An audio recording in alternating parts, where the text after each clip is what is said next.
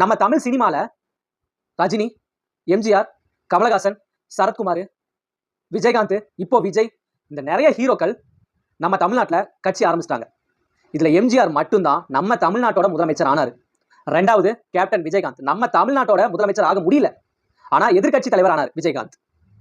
அடுத்ததா விஜய் மட்டும் முதலமைச்சர் ஆனாருன்னா எம்ஜிஆருக்கு அப்புறம் இளைய தளபதி விஜய் தான் அப்படிங்கிற ஒரு பேரை வாங்க போறாரு தளபதி. கமலஹாசன் ஜெயிக்கல, ரஜினிகாந்த் கட்சி விட்டே ஓடிட்டாரு, சரத்குமார் பெருசா எதுவும் ஜெயிக்கல. சரி, இப்படிலாம் இருக்கும்போது இளைய தளபதி விஜய் இந்த நீட் எக்ஸாம்னால அனிதா அப்படிங்கிற ஒரு பொண்ணு இறந்து போச்சுல, அந்த பொண்ணு வீட்டுக்கு போய் ஆறுதல் சொல்றாரு விஜய். ரெண்டாவது தூத்துக்குடியில போய் ஆறுதல் சொல்றாரு. மூணாவது இந்த சென்னையில மெரினா பீச்ல போராட்டம் பண்ணாங்க பாத்தீங்களா, அந்த போராட்டத்துல விஜய் கலந்துக்கிறார். இந்த மாதிரி நல்ல விஷயங்களை விஜய் பண்றாரு. இப்போ விஜய் என்ன சொல்றாருன்னா, நம்ம தமிழ்நாட்டுல நிறைய நல்ல டாக்டர்ஸ் இருக்காங்க, நிறைய நல்ல இன்ஜினியர்ஸ் இருக்காங்க, ஆனா நல்ல தலைவர்கள் மட்டும் நம்ம தமிழ்நாட்டுல கிடையாது. நம்ம தமிழ்நாட்டுல நல்ல தலைவர்கள் வந்தா மட்டும்தான் மக்களுக்கு என்ன பிரச்சனை அப்படின்னு கண்டுபிடிச்சு அதை சால்வ் பண்ணி கொடுக்க முடியும். தயவு செஞ்சு போய் பிரச்சனைகளை நம்பாதீங்க அப்படின்னு இன்னைக்கு